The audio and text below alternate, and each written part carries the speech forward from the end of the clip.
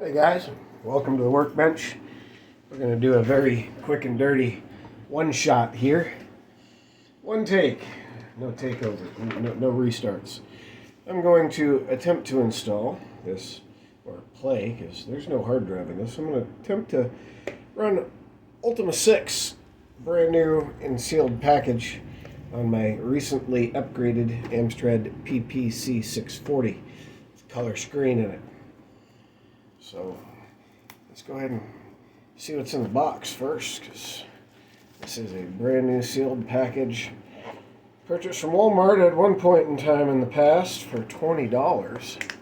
I'm going to assume that was probably in the late 90s. You can see the sales sticker right there on it.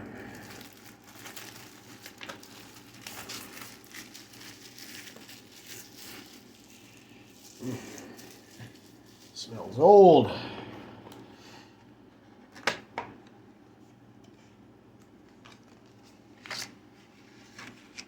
Fancy.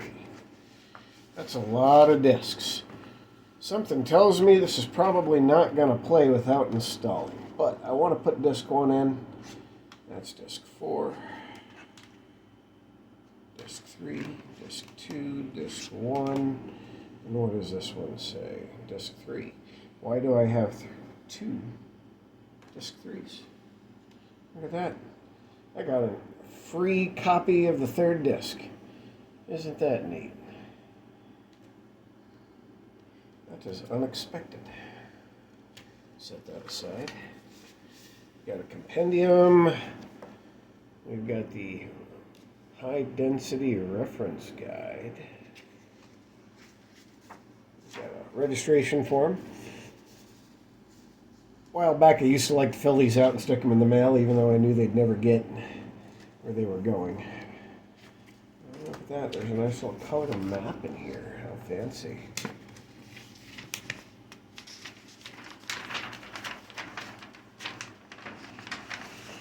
I don't know if you'll be able to pick up all of that on the camera, but here we go. Pretty neat.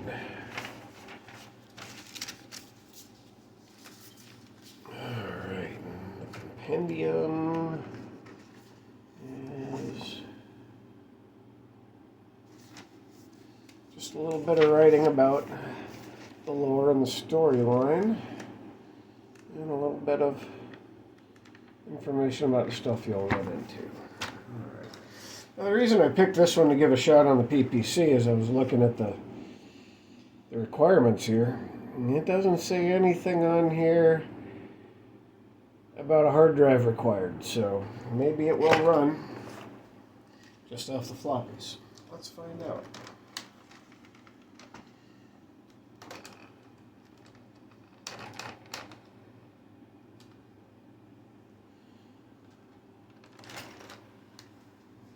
Go ahead and point this camera a little better.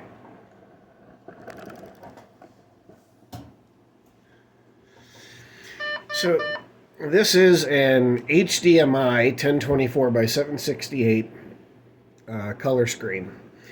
And I am using a RGB to HDMI device, which is underneath the phone cord cover right here, powered by a Raspberry Pi Zero. Picked that up from Took's Workbench. Shout out to him. Good stuff. It was pretty much plug and play once I wired everything up and soldered it in. I'm taking 5 volts off the expansion connector to power that as well as the monitor. And just a FPC flat ribbon that goes from this up into here. So let's, yeah. Please fit new batteries. Yeah, I don't think we're putting batteries in this guy. Even if we put the C cells in, I don't think we'd get more than a half hour out of them with the backlight and running a Raspberry Pi at the same time. Alright, so let's go ahead. Let's keep the DOS disk in A.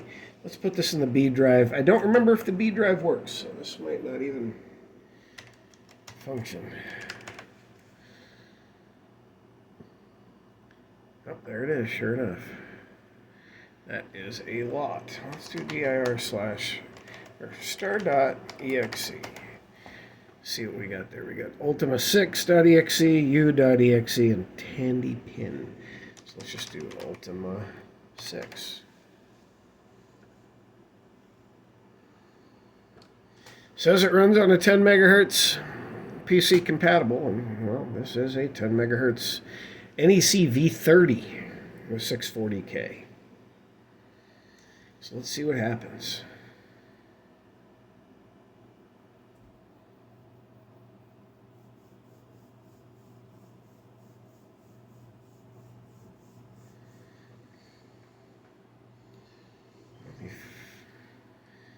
Drive activity light has gone off, but I just have a black screen. Yeah.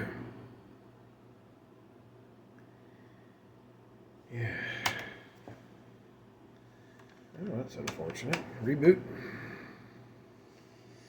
Check the manual. Am I supposed to put a command line switch in there to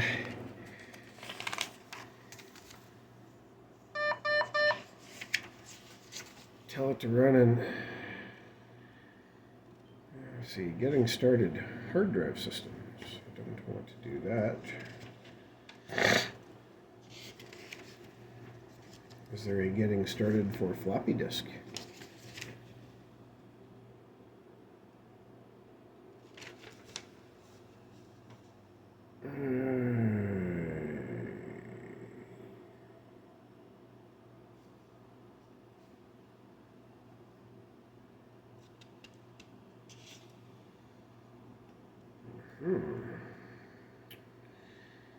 Yeah, it doesn't say anything about running it from floppy.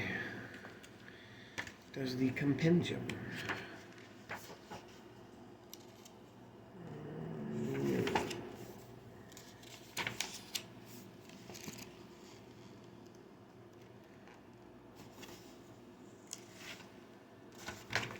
No. Nope. Oh.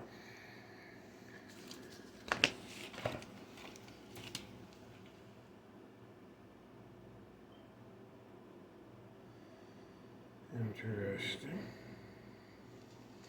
There's nothing written on the disk either about, you know, type setup or anything like that on there. Disk program / introduction. Map / player. Populace. And game / endgame.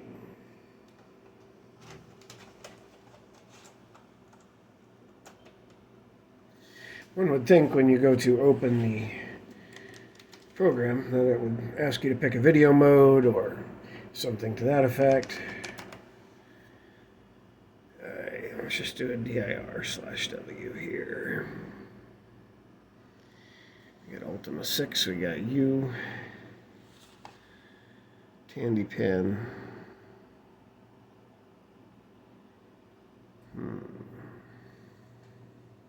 What happens if we just type U?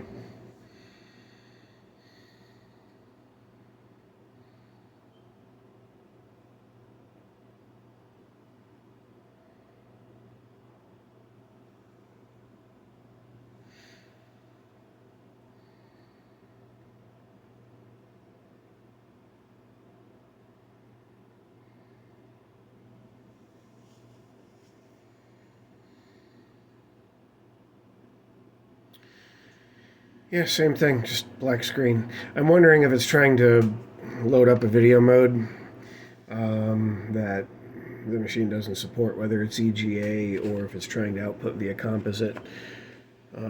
Or maybe it's throwing a CGA mode at the converter that it doesn't know how to deal with. But generally at that time you just get snow and stuff on the screen, because I've tried a couple different modes and then I have to go in and push a button or two on the RGBtoHDMI there. So let's reboot one more time, I guess. Yeah, it's unfortunate that the reference guide only mentions installation.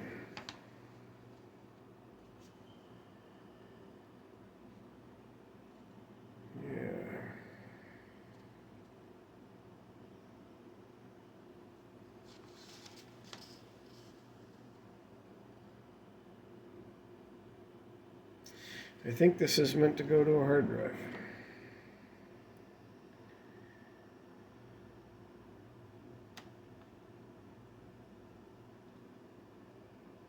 Yeah, when you type Ultimate 6, an introductory sequence will begin.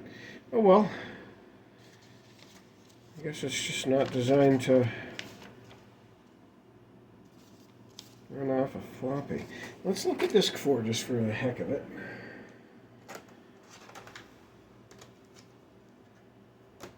That's the disk that has the copy files, even though I can't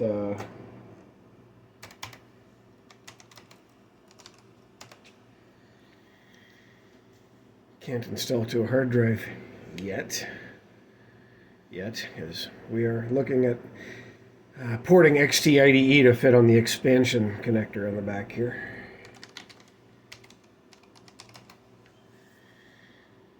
Oh, look at that. We've got T2 TGA and CGA. Interesting. T2 HRC, T2 EGA, and game.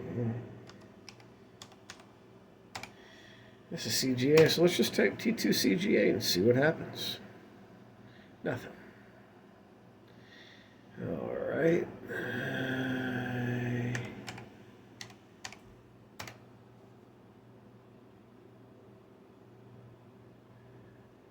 Try running game. What happens? I think this is all just meant to be copied to a hard drive, but the fact it didn't say it required a hard drive in the on the front of the box there, it's leads you to believe you could run it from floppy, and I have seen games that require multiple floppies before.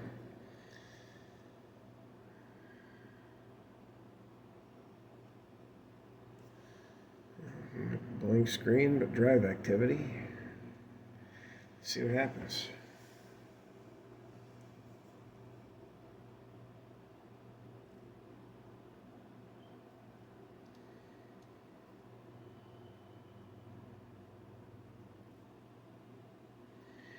Yep, no more drive activity.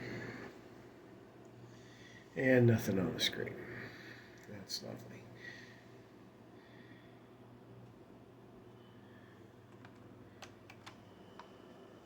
Well, I was hoping to show a video of this thing doing some CGA things, but that doesn't seem to be the case. We did get an unboxing of Ultima 6 with an extra floppy. That's, always neat. And just for the hell of it, we'll go ahead and at least show you something color on the screen so you can, see what it looks like. Because my boot disk here at least has check it on it, so you can at least see some blue.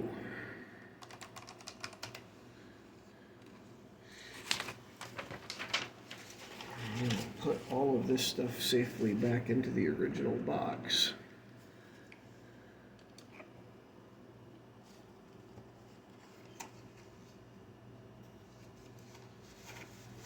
Keep it safe for another day. And maybe at some point I will install this on another machine that has a hard drive in it. I have plenty to choose from.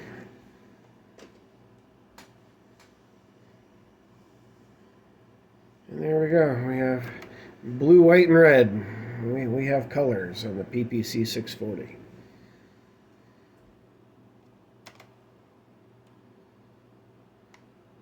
Not the fastest machine in the world, but it is pretty neat. So as far as the upgrade goes for the screen, the original display for this guy, I've got it sitting right here.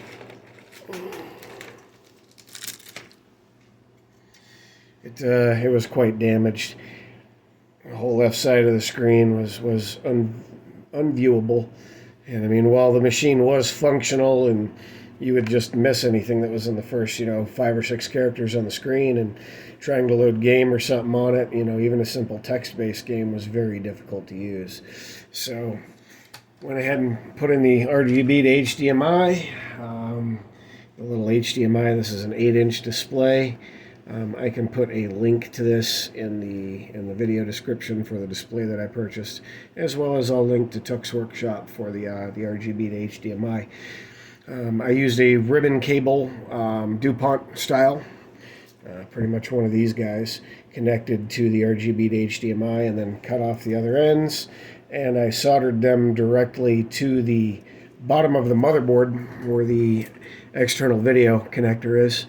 And then 2 more wires that go from the RGB HDMI to the expansion port for 5 volts, and then 5 volts up to this, and a little ribbon cable that runs between it. I didn't feel like filming the installation, and I know I'm sure a lot of you would like to see what that looks like, but it's just a, you know, wide ribbon cable and a lot of hot glue. This thing is completely hot glued into place. There's no screws holding this display in, but it's kind of tightly packed. There's Kapton tape between the converter board and the LCD as well to keep anything from shorting out. I desoldered all of the connectors from the board except for the HDMI that I needed to give me the extra room I needed to close the case afterwards. But yeah, you can see right there the little ribbon cable. That's the actual HDMI. It goes from a 90-degree adapter from the Pi, goes down underneath, back up, snakes into here. And if I want to change settings on the RGB to HDMI, I can. The only thing that I note is I can't keep this closed when it's running because the Pi does create a bit of heat. So I do leave it cracked to allow that heat to escape, and it hasn't given me any problems so far. So yeah, that's my color screen in the PPC-640 and failing to try to run Ultima 6. You guys have a great day. We'll catch you later.